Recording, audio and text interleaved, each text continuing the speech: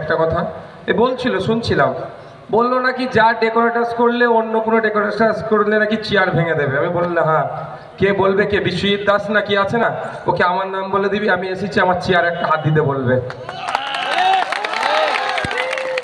বলবে ওই বিজেমুলটা, তো ওই বিজেমুলটার কথা বলছিলাম, ওরা ওদের দল করবে তো। হ্যাঁ, কখন বিজেপিতে কখন তৃণমূলে উনি নিজেই জানে না। উনি আমার সাথে সামনে দাঁড়িয়ে কি কথা বলবে ভাই? এখন বিজেপির ভোট নিচ্ছে, এখন তৃণমূলে আছে, 4 তারিখের পরে আবার বিজেপি হয়ে যাবে। কেউ দায়িত্ব নিতে পারবে? ব্যানার্জি নিতে পারবে ওনার দায়িত্ব? এ অভিষেক ব্যানার্জি নিতে পারবে? চারানা তৃণমূলের নেতা তোর কথা তো দূরের কথা, অভিষেক ব্যানার্জি, মমতা ব্যানার্জি জোর গলায় বলতে পারবে না 4 তারিখের পরে ওই বিশ্বজিৎ বাবু বিজেপি করবে না। কারণ আমরা দেখলাম তৃণমূলের নেতা ছিল, বিজেপির বিধায়ক হয়ে গেল, বিজেপি ছেড়ে তৃণমূল করছে, এখন করছে, আগামী দিনে কি করবে বোঝা মুশকিল। আর এগুলো হচ্ছে অকবার দেওয়া হচ্ছে, বুঝতে পেরেছেন? এটাতে বিজেমূল একে অপরের সহযোগিতা করছে। বন্ধুগণ যারা উপস্থিত হয়েছে, ইন্ডিয়ান সেকুলার ফ্রন্টের পক্ষ থেকে বনগাঁ লোকসভাতে আমরা কন্টেস্ট করছি। এখানেও খামচিহ্নে ভোট চাইতে আপনাদের কাছে এসেছি। আপনাদের মূল্যবান ভোট নিয়ে আমরা পার্লামেন্টে যেতে চাইছি।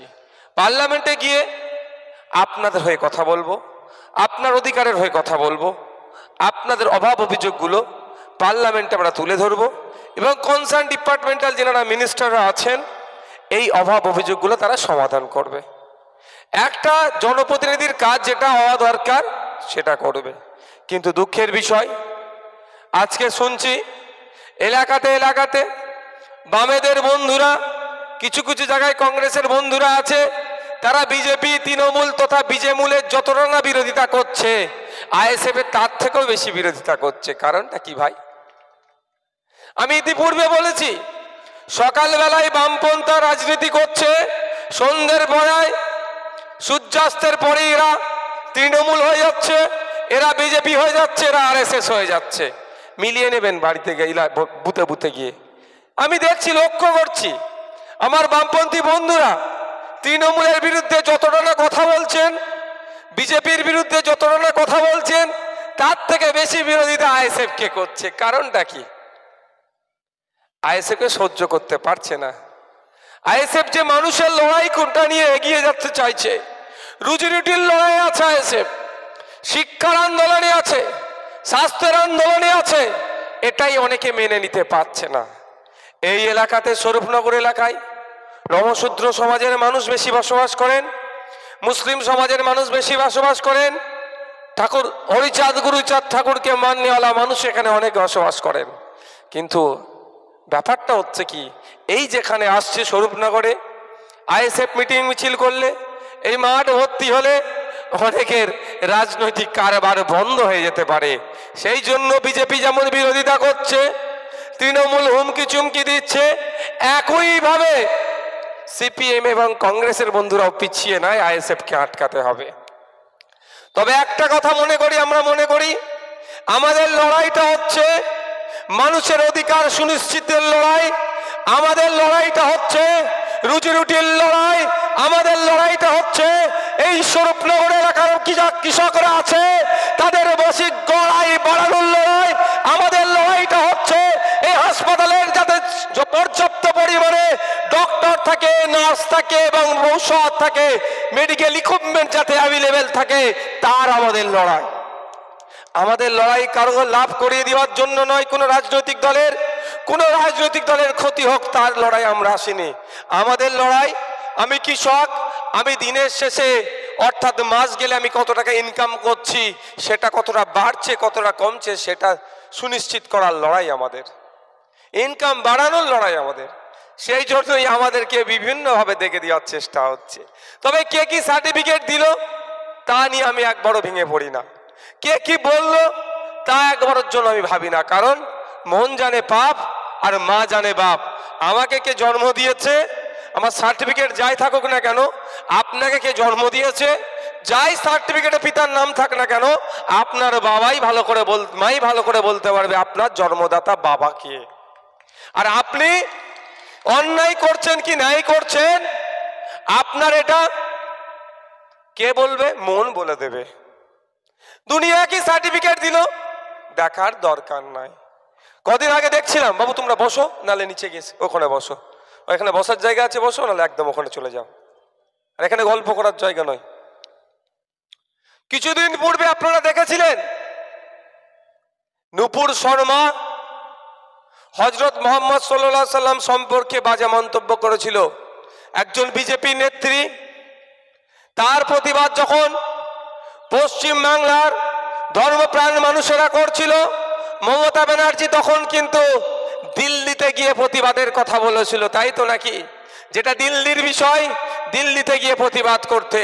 ঠিক আছে, আমরা ভুলে যাচ্ছি না দিল্লি সরকার কৃষকদের বিরুদ্ধে যে বিলগুলো নিয়ে এসেছিল, এই শান্তনু বাবুদের সরকার কৃষকদের স্বার্থ ক্ষুণ্ণ করে সেই নীল চাষের মতো আবাস শোষণ করার জন্য, কৃষকদেরকে বঞ্চিত করার জন্য যে বিল পাস করিয়েছিল, সময় এসেছে নূপুর শর্মার যে মন্তব্য করেছে তার যেমন আমরা জবাব দেব, কৃষক বন্ধুরাও কেন্দ্রের এই শান্তনু বাবুদের সরকারের বিরুদ্ধে ভোট দিয়ে জবাব দেবে। আমরা ভোট দিয়ে পাঠিয়েছিলাম শান্তনু বাবুকে পার্লামেন্টে। আমাদের ভোট নিয়ে আমরা কৃষক, আমাদের সমস্যাগুলো সমাধান করবে, আমাদের পক্ষে বিল পাস করাবে। কি দেখলাম? শান্তনু ঠাকুর মহাশয়দের দলের পক্ষ থেকে আমাদের পক্ষ, কৃষকদের পক্ষ নিয়ে কথা বলার দরকার, তার পরিবর্তে আমরা কি দেখলাম? উল্টে আমাদের বিরুদ্ধে, অর্থাৎ কৃষকদের বিরুদ্ধে বিল পাস করলো।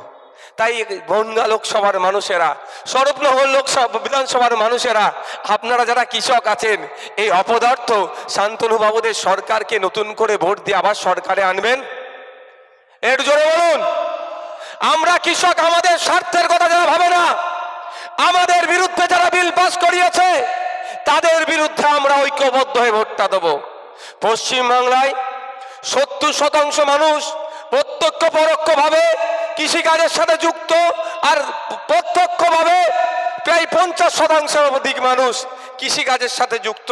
যারা আমাদের স্বার্থের কথা ভাবলো না, কর্পোরেটদের হাতে তাদের তুলে দেওয়ার জন্য চিন্তা ভাবনা করলো, সেই সরকারকে আমরা নতুন করে আর ভোট দিয়ে পার্লামেন্টে আনতে চাই না। আমরা পার্লামেন্টে ওই সরকারই আনতে চাই যে সরকার কৃষি প্রধান দেশের কথা মাথায় রেখে কৃষকদের সুবিধার্থে নতুন বিল নিয়ে আসবে, নতুন বিলের সংযোজন করবে, সেই কৃষককে, সেই সরকারকে আমরা দেখতে চাই। তাই তো নাকি ভাই? আর ভাবলে অবাক লাগছে, আমরা আন্দোলন করছিলাম, পানিটা দাও তো আগে, গলাটা অসুবিধা হচ্ছে।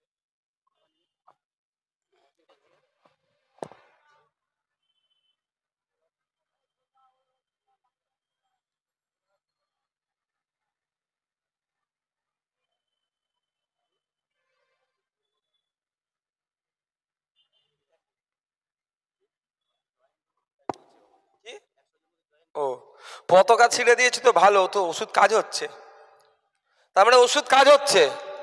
বিজেপির পতাকা উঠছে, ছিঁড়ছে না, সিপিএম কংগ্রেসের পতাকা উঠছে, ছিঁড়ছে না, আইএসএফ এর পতাকা ছিঁড়ছে, মানে বুঝতে পারছে না ওষুধ কাজ হচ্ছে। তবে বিজেপি ছিঁড়ুক, কংগ্রেসের ছিঁড়ুক, সিপিএম এর ছিঁড়ুক, আমি ওটা চাইবো না। গণতান্ত্রিক রাষ্ট্র, সংবিধান আপনার আমাকে অধিকার দিয়েছে, ইসিআই থেকে রেজিস্ট্রেশন করেছে আমরা, প্রত্যেকের রাইট আছে কন্টেস্ট করার। আমরাও কন্টেস্ট করছি, বিভিন্ন দল কন্টেস্ট করছে। আমি একটু আগে আসি আপনাদের কাছে। একটা এমপির কি কাজ আপনাদেরকে একটু জানতে হবে আগে। এই বনগাঁ লোকসভার প্রায় 16 লক্ষের অধিক ভোটার আছে। এই ভোটাররা যদি এই একে একে গিয়ে দিল্লিতে গিয়ে বলে আমার স্বাস্থ্যের দরকার, আমার হসপিটালে ডক্টর নয়, নার্স নয়, ঔষধ নয়, এই 16 লক্ষ মানুষ যদি গিয়ে বলে, প্রথম কথা 16 লক্ষ মানুষকে গিয়ে ওখানে বলা সম্ভব নয়। দ্বিতীয় কথা হচ্ছে, যারা শুনবেন তাদেরও ধৈর্য থাকবে না। থাকবে ভাই?